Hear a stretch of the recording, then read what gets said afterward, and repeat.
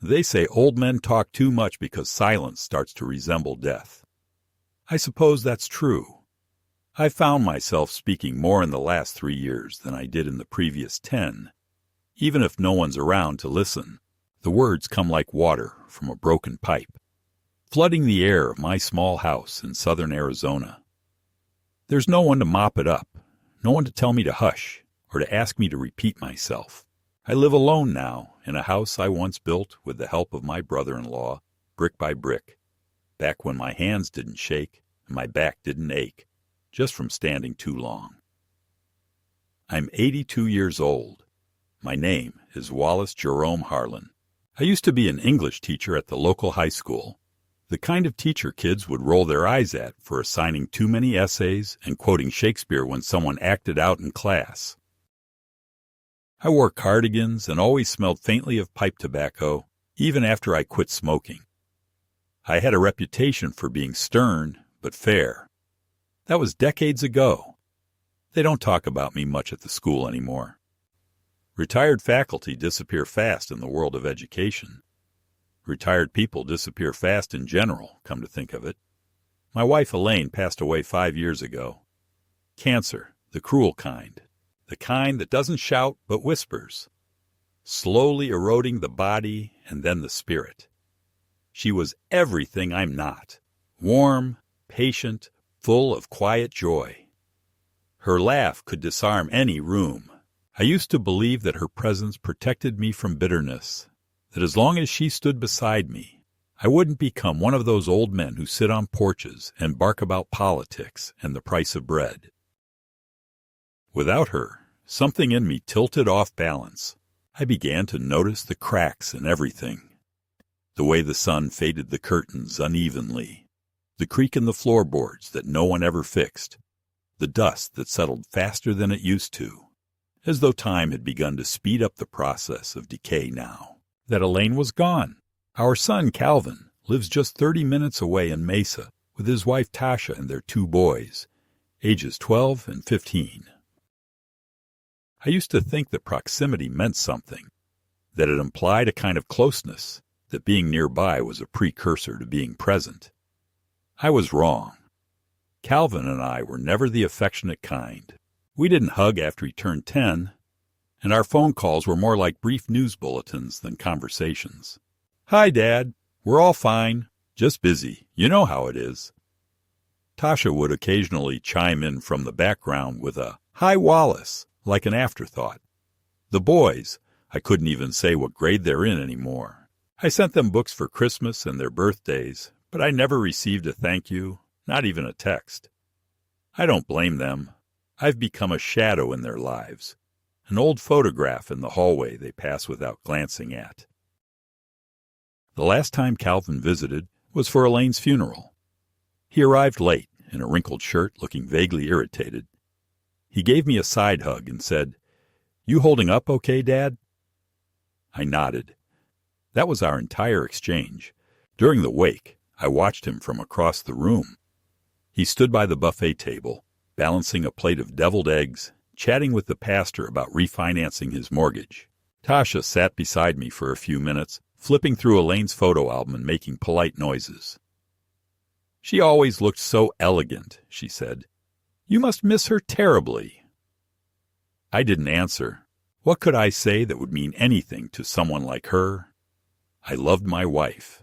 I missed her like a lung misses air. And yet, in that room full of people, I felt the first chill of irrelevance. The first taste of being a relic, something to be honored in passing, but not engaged with. After Elaine's passing, Calvin started suggesting things. At first, they were framed as questions. "Have you ever thought about moving into a senior community, Dad? Wouldn't it be nice to be around other people your age? You wouldn't have to worry about groceries or mowing the lawn anymore." I always answered politely, "No, thank you. I prefer my independence." But over time, the questions hardened into suggestions, and the suggestions began to feel like instructions. He once showed up with brochures, glossy things with smiling gray-haired couples playing tennis and sipping wine. They even have poetry nights, he said, as if that would somehow tempt me. I told him I wasn't ready. He looked at me like I had refused a life raft. What he didn't understand, what most people don't, is that independence isn't just about doing your own laundry or cooking your own meals. It's about owning your space, your decisions, your dignity. I still drove to the grocery store every Wednesday morning. I still paid my own bills and read the newspaper with my morning coffee. I still kept a vegetable garden in the backyard, even if my knees complained about it. Every tomato I harvested was a small rebellion against the idea that I should already be folding into myself, fading quietly into obsolescence. But Calvin and Tasha had already decided otherwise. I heard it in the pauses between their words. I saw it in the way they looked at me during the rare dinners we shared. Tasha once said, "You're still living here alone?" That can't be safe. Safe, as if the walls of my own home had turned against me, as if my life, my routines, my solitude were somehow a ticking bomb. "Well, you're not getting any younger," she added with a smile, the kind that's meant to sound kind, but lands like a slap. I laughed it off, but I knew what was coming. They were preparing the narrative, gently at first, like setting the stage for an intervention. I wasn't dying fast enough for their plans. That's what I came to believe. And then there were the financial hints. "Have you updated your will recently, Dad? Do you still have that annuity? What happens to the house if something happens to you?" I'd answer vaguely, dodge the specifics. Elaine and I had lived modestly, saved carefully. We never splurged on cruises or new cars. Our home was paid off. There were no debts. I didn't live lavishly, but I lived securely. And apparently that security had become attractive, not as a comfort for me in old age, but as a potential windfall for them. I began to feel the way a tree must feel in the final seasons before the saw. Useful only for what it can offer once felled. I caught them once whispering on the porch when they thought I was asleep. "He's slowing down," Tasha said. "He probably won't last much longer." Calvin responded, "I just hope he gets the paperwork sorted before something happens." Something. That word clanged in my ears for weeks. Not death. Not illness. Something. A catch-all placeholder for the end they had already pre-written for me. They had planned out a future without me, down to the color of the walls in their new living room once they sold my house. I wish I could say I confronted them. I wish I could say I stood up and shouted that I was still here, still capable, still worthy of more than their whispered timelines. But I didn't. I went back to bed and stared at the ceiling, tracing the cracks with my eyes, listening to my own heartbeat thud against the betrayal. I felt a slow shift inside me that night. Not just pain, not just grief, but something colder, sharper, a resolve forming like ice. They thought I should already be dead. But I wasn't. I was still here. And before I left this world, I would remind them who I was. It started with a fall. Not a dramatic one, not the kind that ends with sirens and concerned nurses. Just a simple misstep in the backyard, a twist of the ankle on a loose paving stone, the kind of accident that happens to anyone, regardless of age. But when you're 82, every fall is treated like a prophecy.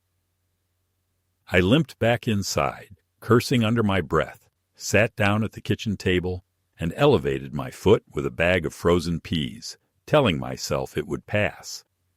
The swelling was mild, no bruising, no sharp pain. But the phone call I made to Calvin, just to inform him, not to worry him, set off a chain of events I didn't expect. He arrived that evening, alone. Tasha, he said, had a migraine. He sat across from me, arms folded, lips tight, surveying me like a building inspector looking for cracks in the foundation. I told him the fall wasn't serious, that I'd been more embarrassed than hurt.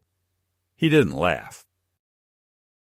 "Dad, you can't keep pretending like you're still 60, he said, and there was no affection in his tone, only a mild exasperation, like he was talking to a stubborn client. These things escalate. One day it's a twisted ankle, the next it's a broken hip.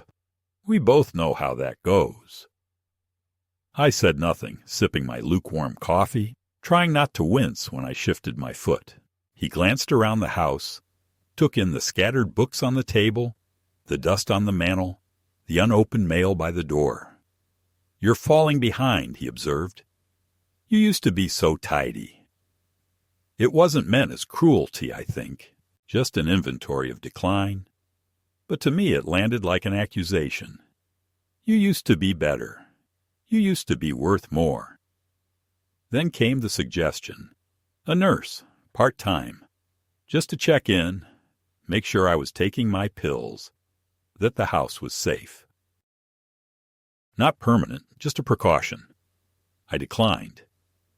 "Dad, this isn't about pride," he said. "It's about practicality.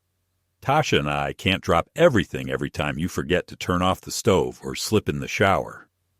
I stared at him. "I didn't forget the stove. I didn't slip in the shower. I tripped on a rock."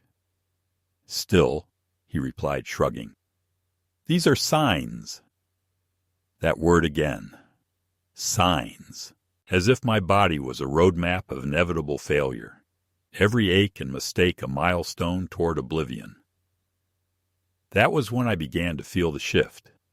The slow tightening of a noose I hadn't noticed until now. Calvin didn't see me anymore. He saw a liability, a man-shaped bundle of risks and future paperwork. He returned the next day, with Tasha this time. She brought banana bread, store-bought in a plastic container, and placed it on the counter like an offering. She kissed my cheek with the sterile politeness of someone greeting a distant relative at a wedding. We sat in the living room. They flanked me like bookends, one on each side. There was no small talk. "We've been thinking," Calvin said. "It might be time to consider long-term arrangements." I looked at him. "What arrangements?" "You're alone here, Dad," Tasha chimed in.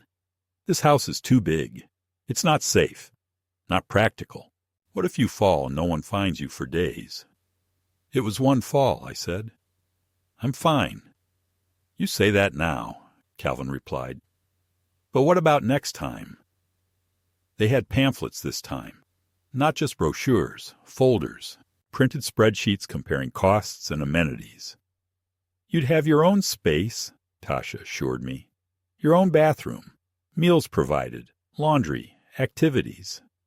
"Like a prison," I muttered. She bristled. "It's not like that at all. These places are beautiful, resort-style living, and it's not permanent, just until we figure out what's best." I wanted to laugh. What's best? As if there was a vote, and I'd missed it.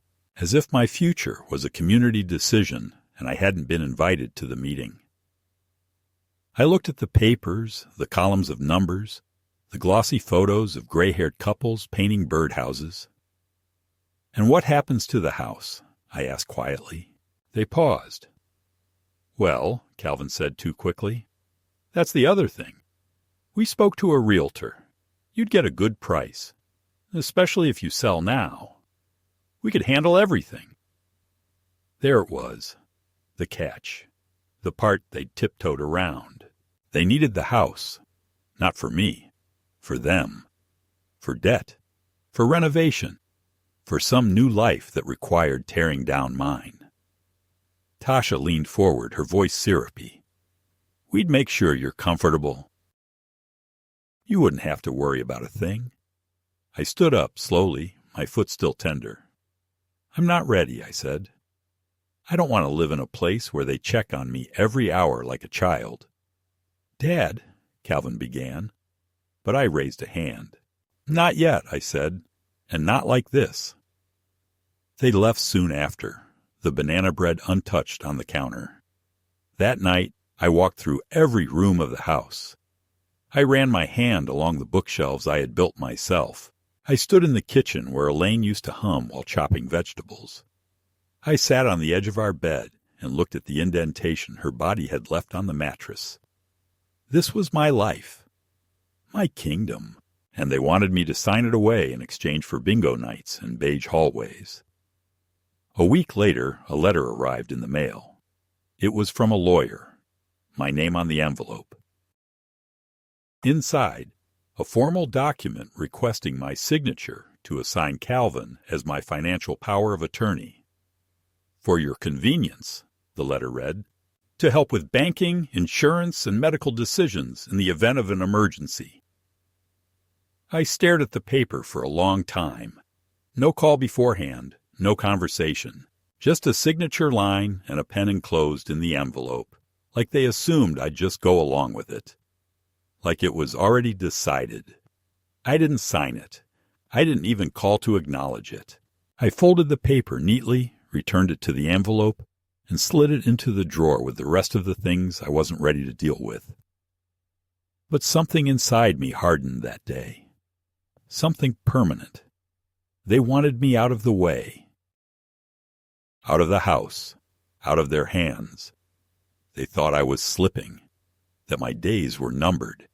That my mind was dull and my instincts slow. But I saw them clearly now. I saw the plans drawn in pencil, ready to be inked the moment I gave up. I saw their future with me cut out of the picture. I understood what they wanted, but they hadn't asked what I wanted. And that, I decided, would be their mistake.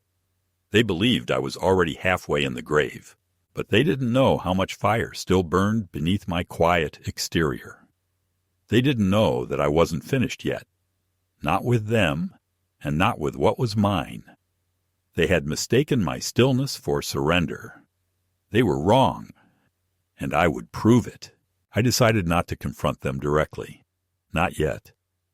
There's something about silence that unnerves people far more than shouting ever could. So I played along. I smiled when Calvin called. I let Tasha drop off little casseroles and vitamin bottles as if she were doing me a favor. I even allowed a woman named Myra, a wellness visitor from the local senior advocacy center, to come by once a week to check on my well-being. I never told them that I knew she was sent by Tasha. Myra was kind enough, with careful eyes and hands that touched everything. My pill organizer, my fridge, my mailbox. She always left with some little observation. You should think about labeling your medications more clearly, Mr. Harlan, or it's time to change the batteries in your smoke detector. I nodded and thanked her, then wrote down everything she noticed and how often she came. I started a journal. At the top of every page, I wrote the same sentence. They think I'm slipping. I began to collect evidence. I requested copies of my bank statements, ordered my credit reports, printed out a full account history from my utilities. I organized my insurance papers, my tax records, even the old warranty documents for the water heater. Every shred of paperwork that said I was competent, functional, and not in need of their intervention went into a heavy brown accordion folder I labeled Survival.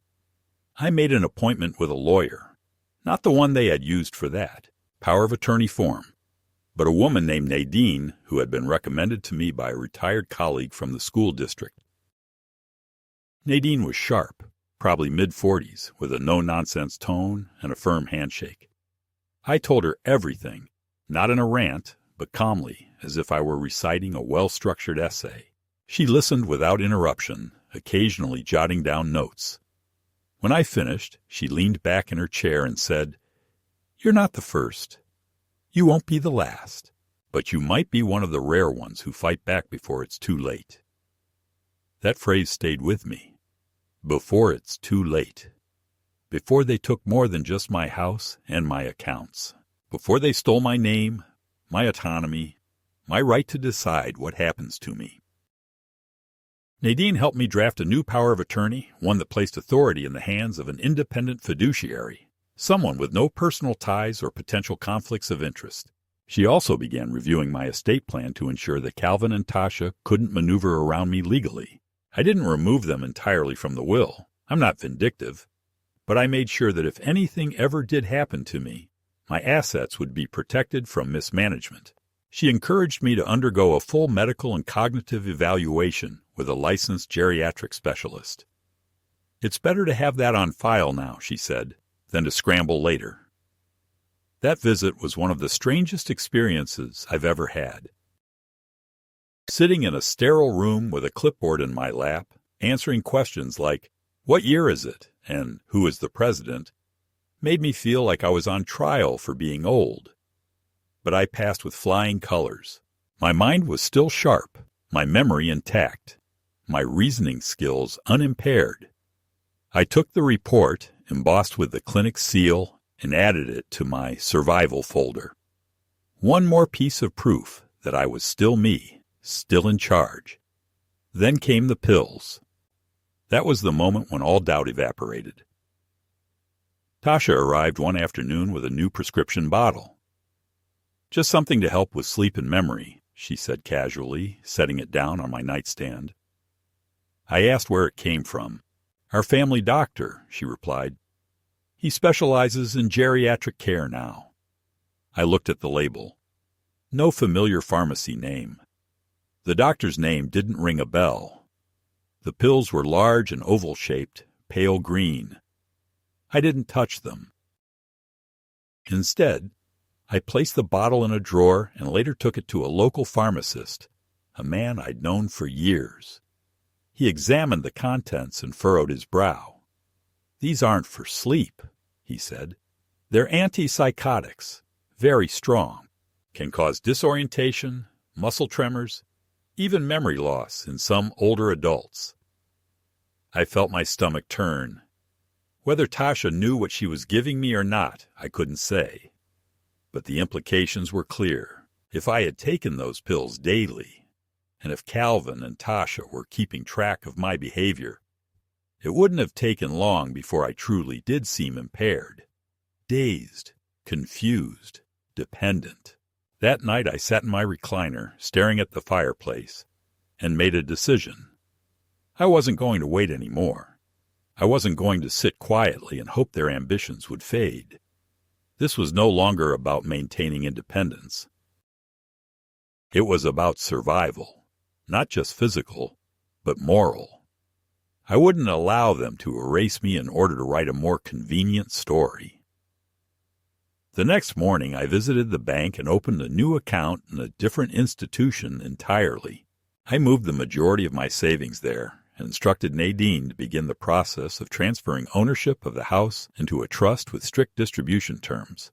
Calvin and Tasha would still inherit, eventually, but only under conditions that guaranteed they could never touch the house or its value while I was alive. I sent them a brief message later that week. "Thank you for your concern," I wrote, "but I've decided to handle my affairs independently from now on. Please do not bring unsolicited medications into my home.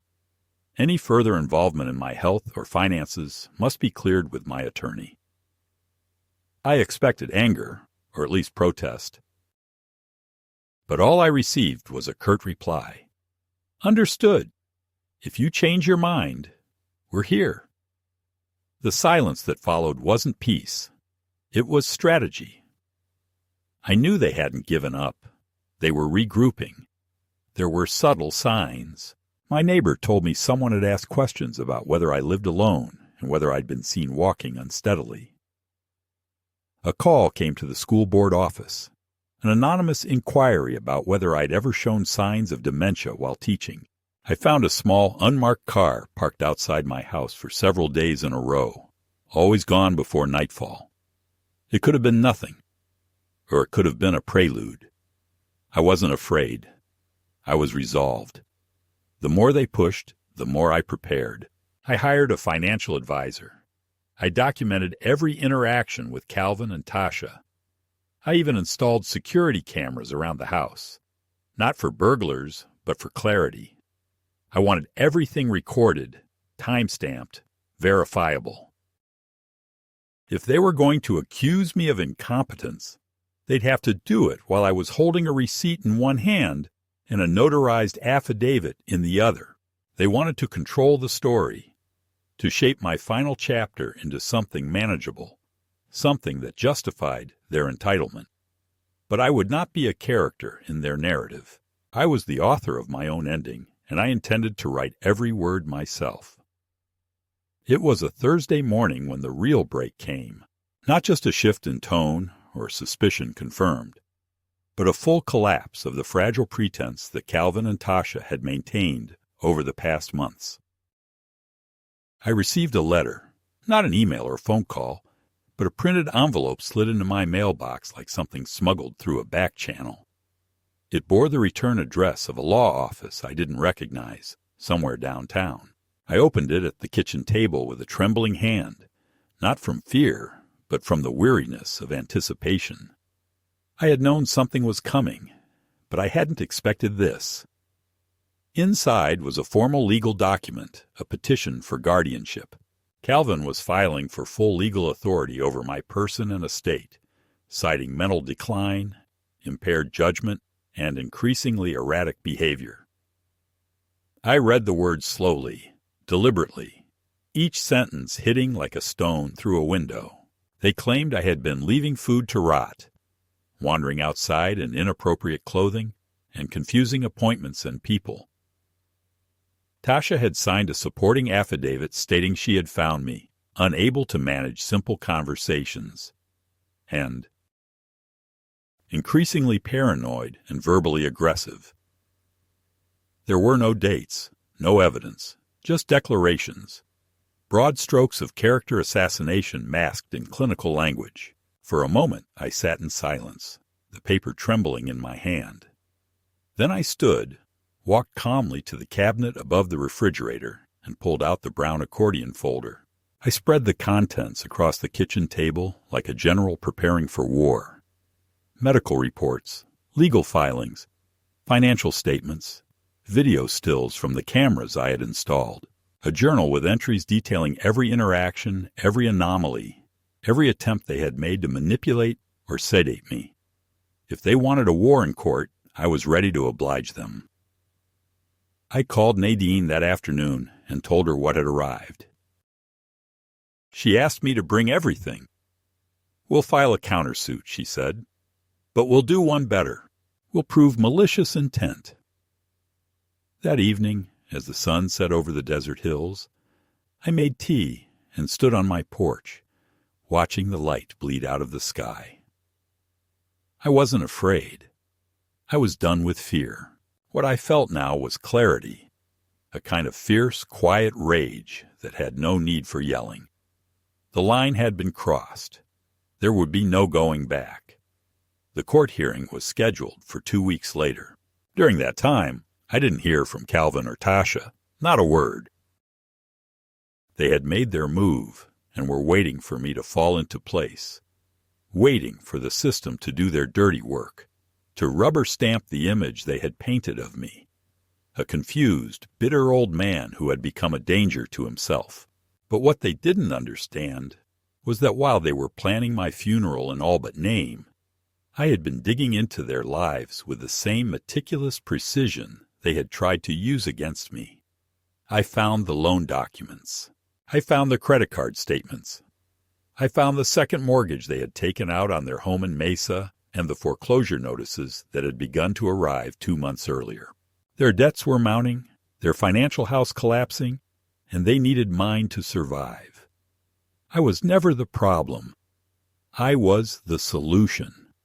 Or at least, I was supposed to be. That was the true insult. Not just that they had betrayed me, but that they had done so not out of genuine fear or misguided concern, but for money. It was always about money. The house, the annuity, the savings, all of it just numbers in their ledger. The day of the hearing, I wore a dark blue suit that Elaine had once complimented for making me look like a senator. Nadine met me outside the courthouse. She looked at me with the faintest trace of a smile. "They don't know what's coming," she said. We sat across from Calvin and Tasha in the courtroom, and I saw something in their eyes that I hadn't seen before. Not arrogance or pity, but discomfort, maybe even guilt. They had expected me to show up meek, confused, shuffling in with a cane and a dazed expression. Instead, I sat upright, my eyes clear, my hands still. When the judge asked me to speak, I didn't hesitate. I told the truth, calmly, plainly, without theatrics. I explained the pills, the unsolicited visits, the attempt to manipulate my finances, the forged narratives of decline. Nadine submitted the reports, the surveillance footage, the signed documents. The judge asked a few sharp questions. Tasha stammered through her answers. Calvin looked at the floor. When it was over, the petition was denied. More than denied, the judge admonished them for their inappropriate and unsupported actions, and warned that any further attempts to gain guardianship without medical cause would be treated as harassment. I walked out of that courtroom not just free, but vindicated. I was not losing my mind. I had not imagined the plot. It was real, and now it was on record. Outside, Calvin tried to speak to me. I didn't stop walking. I didn't even turn my head. Tasha called my name once, a hollow sound that rang against the courthouse steps. I kept going. Not out of triumph. I felt no joy in winning, not really. What I felt was the end of something that should never have begun. A funeral had taken place that day after all. Not mine, but theirs. The final burial of the idea that we were still a family.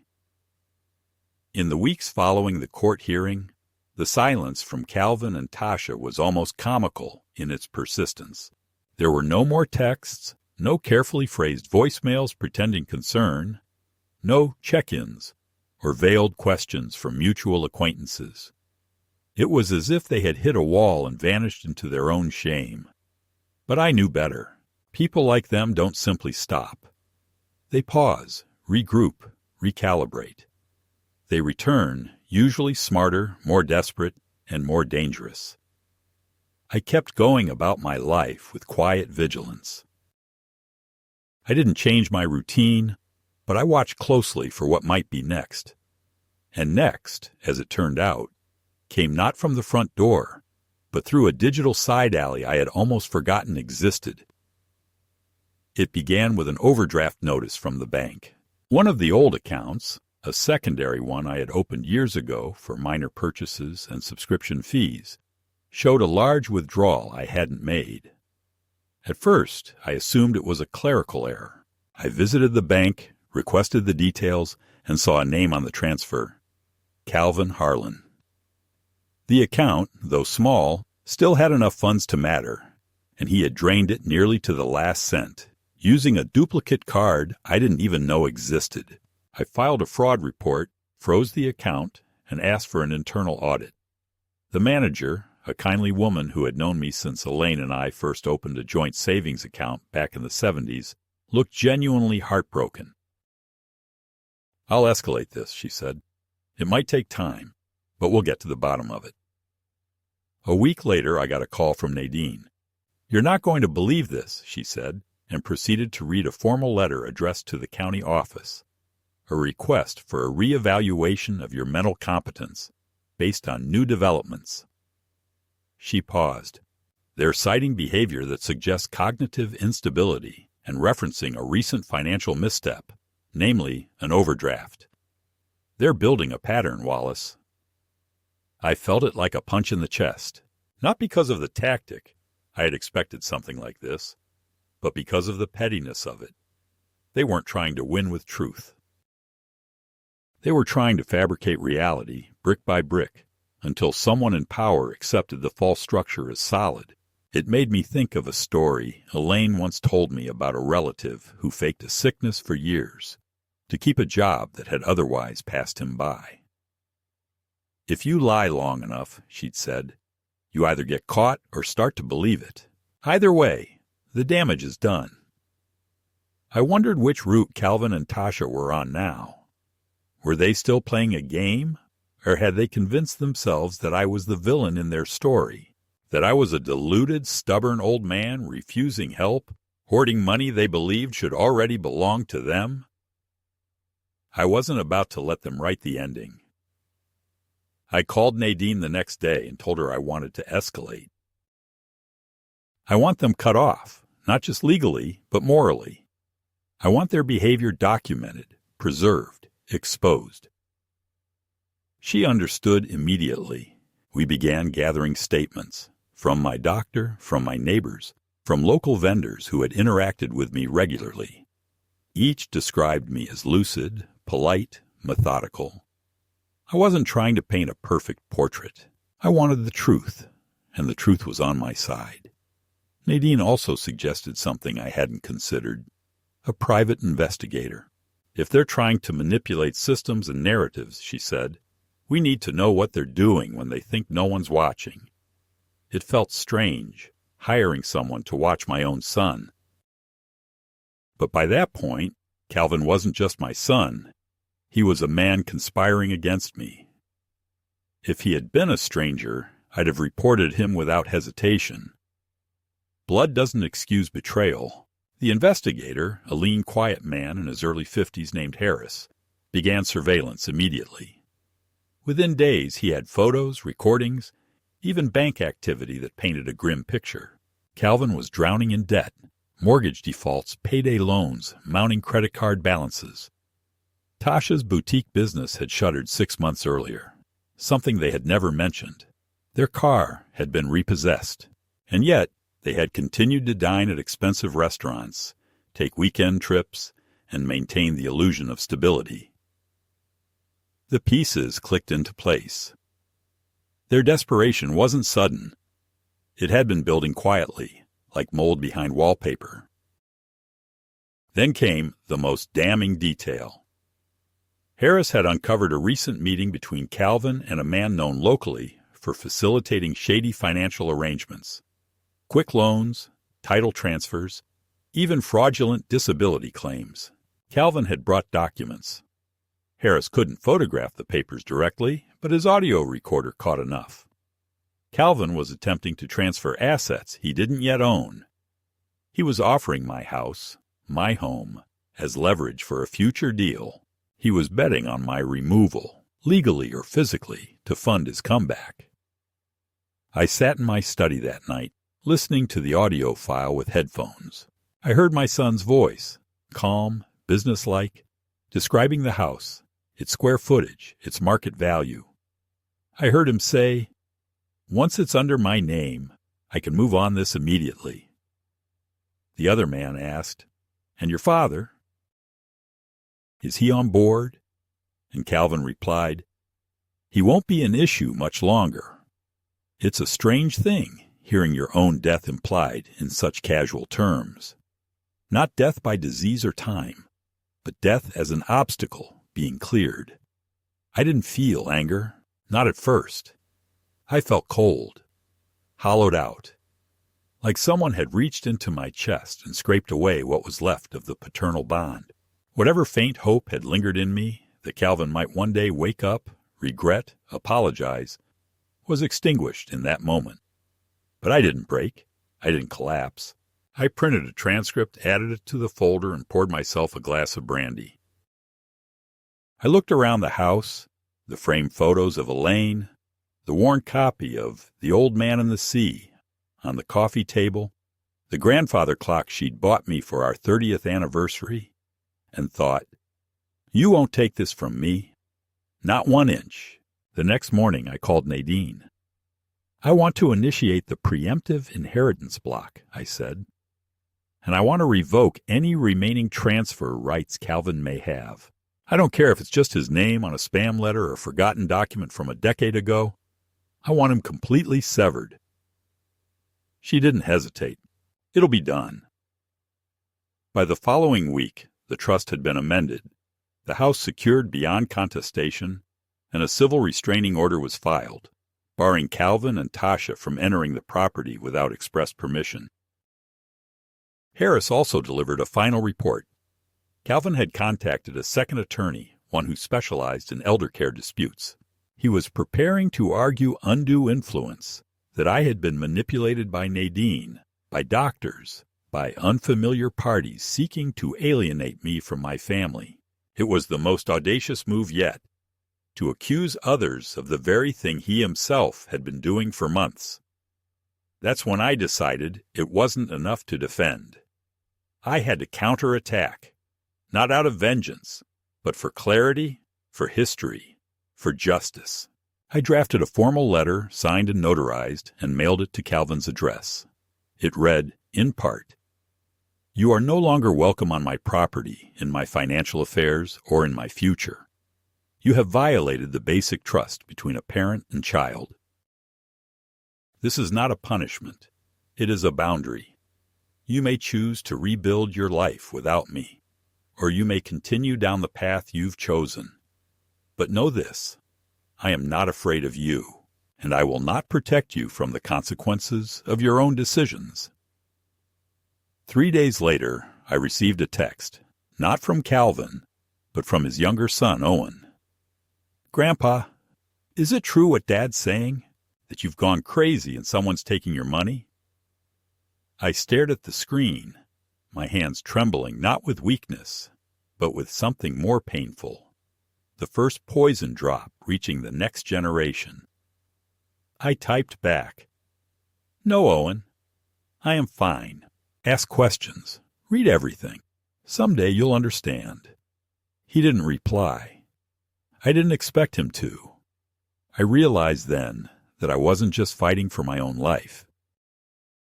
I was fighting to preserve the truth, not only for the court or the community, or for some legal record, but for memory itself, for what my name would mean when I was gone, for what Elaine and I built, and what would remain after, and I was not done yet. The moment of reckoning did not arrive with a thunderclap or a dramatic knock at the door. It came with an envelope. One final, unassuming envelope slid through the mail slot on a morning when the desert wind was unusually still, and the air smelled faintly of creosote and dry earth. The return address was familiar. The office of the county clerk. I had known this was coming. Nadine had warned me. The last legal volley had landed. Calvin and Tasha had filed an emergency injunction.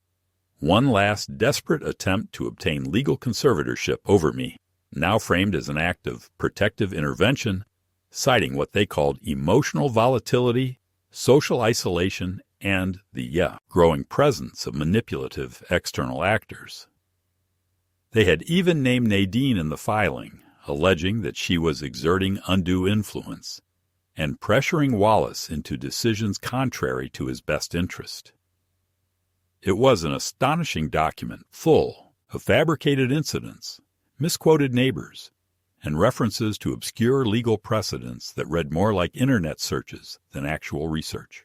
But the most galling part was the declaration from Calvin himself, sworn under penalty of perjury, stating that I was in the final stages of cognitive decline and had exhibited clear signs of detachment from reality. I read it once, twice, then a third time slower. My son had lied under oath. Not just exaggerated, lied. Nadine arrived within the hour. She read the papers without comment, her expression a mask of concentration. Then she looked at me and said, "It's time to end this." Not just defend. We move for full counter litigation. Slander, harassment, malicious prosecution. We're not going to keep waiting for them to stop. We're going to stop them. I nodded slowly. "Do it," I said. The days that followed were not cinematic. There was no swelling music, no montage of strategy and righteous fury. There were emails, documents, affidavits, depositions, hours of work, legal, emotional, mental, to prepare for the final confrontation. I met again with the geriatric specialist who had examined me 6 months earlier. This time, I brought letters from my former students, now adults, who described in detailed, articulate paragraphs the conversations we had in recent months. The way I remembered dates, names, even obscure literature references. I filmed myself doing mundane things: gardening, cooking, balancing a checkbook, repairing a loose hinge on the shed door. Not because I needed proof for myself, but because I knew that when truth becomes suspect, even the ordinary must be documented. The hearing was scheduled for a Thursday. I woke early that morning, not out of nerves, but because I had not truly slept. I put on the same blue suit I had worn at the first hearing, not for superstition, but for continuity. Nadine picked me up just after 8. We didn't talk much on the drive. The courthouse stood quiet against the morning sun, and I felt no fear as we walked up the steps. Inside, the same judge presided, a stern woman with a sharp mind and an even sharper memory. She remembered the previous case. She even greeted me by name, not as a formality, but as recognition. Calvin and Tasha were already seated. He looked thinner, more worn. She looked hardened, almost defiant. They did not greet me. Their attorney, a sharp-suited man with a practiced frown, stood to present their case. It was a dramatic performance. He spoke of a father lost to paranoia, manipulated by a rogue advisor, estranged from his family due to supposed past wounds. He painted me as erratic, angry, dangerous to myself. He cited bank transfers, my refusal to let family visit, and what he described as disturbing behavior patterns, though he failed to offer a single specific, verifiable example. When he finished, he sat down with the look of a man who thought he had just delivered a killing blow. Then Nadine stood. She began without raising her voice, without pacing or posturing. She simply laid out facts, cold, clean, devastating. She introduced Harris's report, the audio recordings of Calvin discussing the house, the evidence of forged documentation, the suspicious withdrawals. She submitted the signed statements of my physician, my neighbors, my pastor. She showed video clips of me preparing my taxes, reading aloud from Tolstoy, fixing the lock on the back gate. And then she addressed the most damning part of the petition, the claim that I was losing touch with reality. "Your Honor," she said, "the only ones detached from reality are the petitioners. They are not acting out of love. They are acting out of debt, desperation, and deception." I was called to the stand last. I took the oath, sat down, and looked directly at the judge. My voice did not tremble. I have lived in that house for 46 years. I have buried a wife, raised a son, taught thousands of students. I still remember every single line of Macbeth. And I still know how to wire a broken switch and make French toast the way Elaine liked it. I am not senile. I am not broken. I am angry, and I am allowed to be, because the people I love most have tried to erase me before I'm even gone. I paused, looked at Calvin. "You told a man I wouldn't be a problem much longer, that you were waiting for my house, that I was slipping. But the truth is, I was watching. And now, so is the court." The judge deliberated for less than an hour. Her ruling was swift and merciless. The petition was denied with prejudice, meaning they could not file again. The court recognized the attempt as malicious, punitive, and financially motivated. She referred the matter to the district attorney for review under potential elder abuse statutes.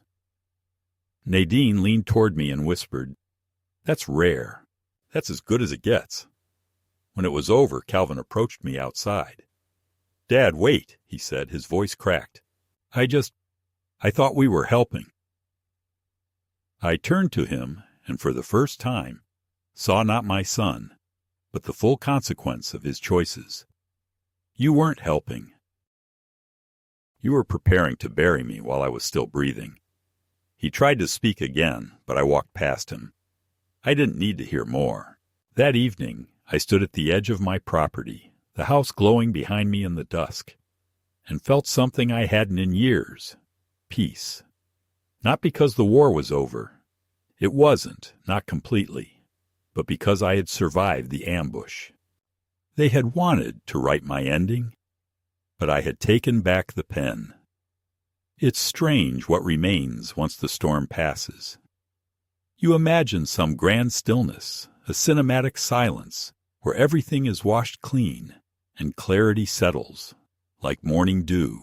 But real endings don't come with trumpet blasts. They arrive quietly in the space where noise used to live. After the final hearing, after the courthouse emptied and the legal documents were filed away in polished drawers, life didn't change in any grand, visible way. The house remained the same. The chairs still creaked in the same spots. The wind still dragged dust across the porch. But something inside me had shifted, and I could feel it every time I moved through a room and knew, with absolute certainty, that I was the only one left to guard it. I never heard from Calvin again. Not directly. There were no apologies, no letters, no offers of peace. I read in a local news brief that his business filings had lapsed, that his house in Mesa was officially listed in foreclosure, that a lien had been placed on one of Tasha's remaining accounts. I don't rejoice in that. I don't sit here rubbing my hands at their ruin, but I don't mourn it either. What we choose to build our lives upon will either hold or collapse, and they had built theirs on something rotten. I had tried once to show them the other way, but you can't guide someone who thinks you're in the way. Some nights I still sit in Elaine's old chair by the window and look out across the dark fields where we once planted tomatoes in the spring. The soil's gone dry now, but I keep the rows tilled out of habit. There's a comfort in patterns, even when no one else sees them. I talk to her sometimes, not in the way lonely people talk to ghosts, but in the way you speak to memory. Steady, soft, without expecting a reply. I tell her what happened. I tell her what I did. And I ask if she'd be proud, though I already know the answer. Elaine never mistook kindness for weakness. She would have done the same. The neighbors, those who had quietly watched the drama unfold from across fences and driveways, have changed in how they speak to me. There's a new respect, a caution even. They no longer treat me like someone fading. Now they greet me like a man returned from something brutal. Some of them drop off muffins or ask if I need anything from the store. I thank them, sometimes accept, but mostly I decline. I don't need much anymore, not in the way I used to. I still make my own coffee, read the newspaper at the table, fix things that squeak or leak or refuse to close properly.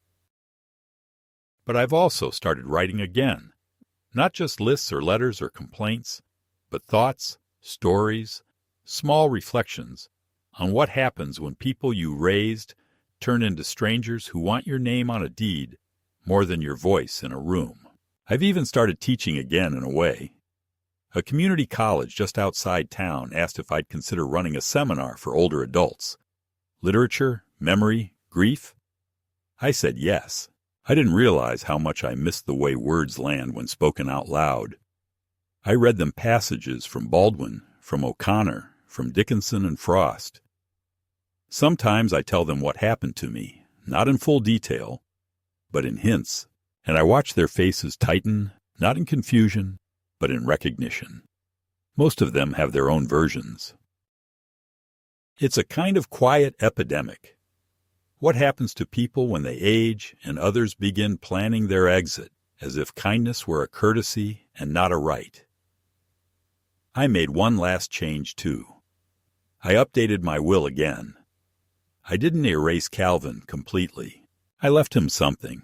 Not the house, not the accounts, but a letter, sealed. It rests with the attorney to be delivered upon my passing. Inside, I wrote the only thing that felt honest. I told him I loved the boy he was. I mourned the man he became. And I forgave him, not for him, but for myself, so that whatever time I have left wouldn't rot under the weight of old hatred. I told him I hoped he learned something. I didn't tell him what. If he's smart enough to understand one day, he won't need me to spell it out. This isn't a happy ending, but it is mine. And in this house, in this body, with every breath I take, I remain the author of it. They said I should already be dead. But I buried their dreams instead, not out of malice, but out of necessity. And now I live, quietly, clearly, on my own terms.